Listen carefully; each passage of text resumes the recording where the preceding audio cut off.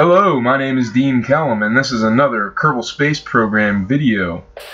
Here I have a space plane with the R.A.P.I.R engine that is attached to the plane via a docking port. On the very front of the R.A.P.I.R engine is a little probe body. I believe in version 2.3 or 2.5.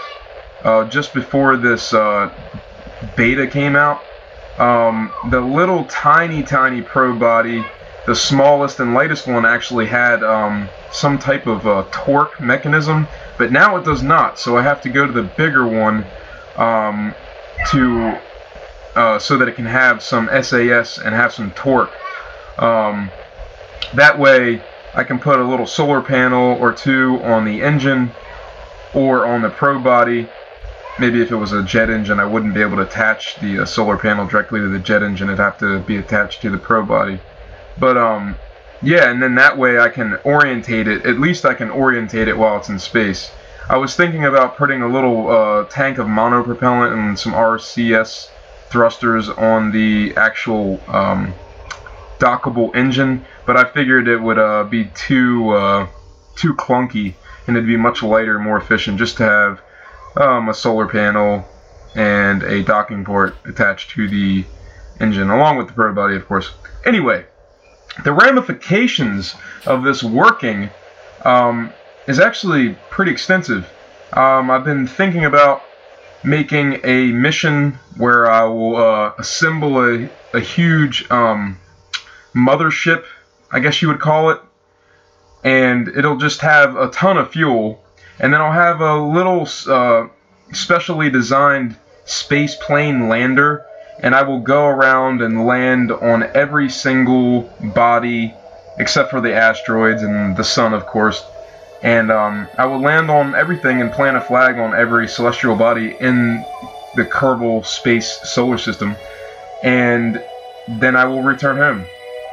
And so that got me thinking, what if I could, you know, have dockable engines for my lander so that I could interchange them as I went if I needed to, you know, put a aerospike on there, or it gives it a lot of options here now that we can, you know, interchange these engines.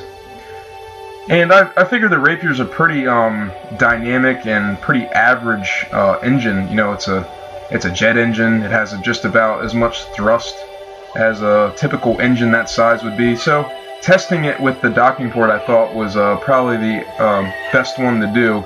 And I would just assume that this would work with other engines. I don't see why it wouldn't work with a jet engine or an aerospike.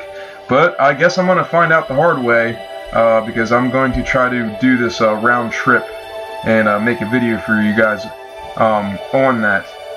The other problem that I have, or another challenge, the most challenging part, if you will, about this whole round trip and planting a flag on every single celestial body and then returning home.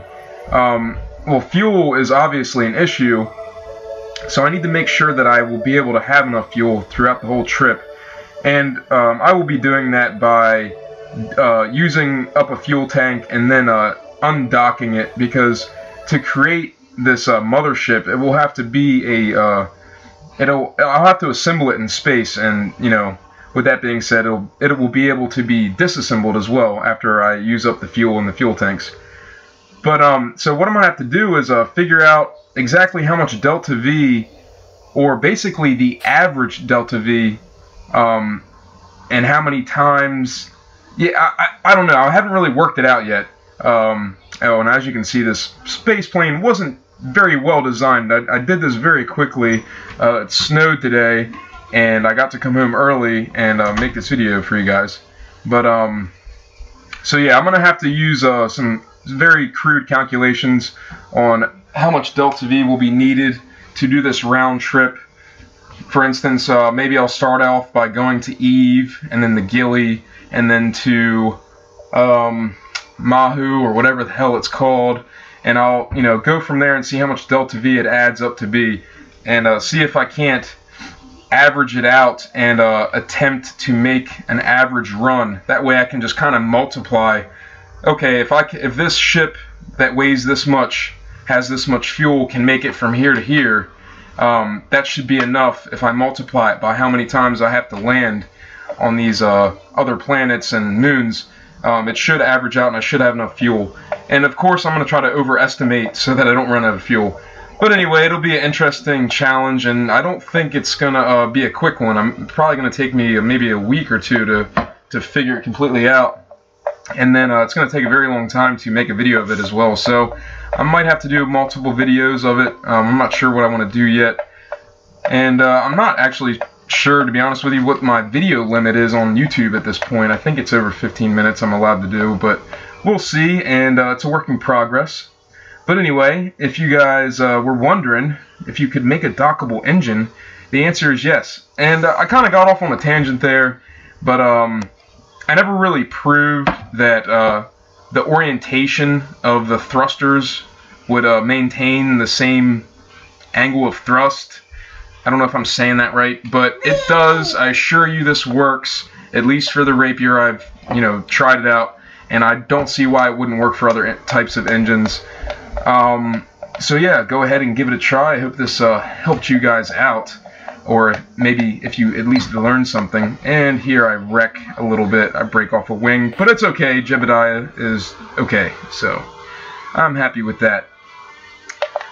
And yeah, that's basically it, guys. So like I said, I'll have some more videos coming soon. And if you do like these videos, please comment and give me some feedback. I'd really appreciate that. And I guess this is the part where I say goodbye. Until next time, have fun.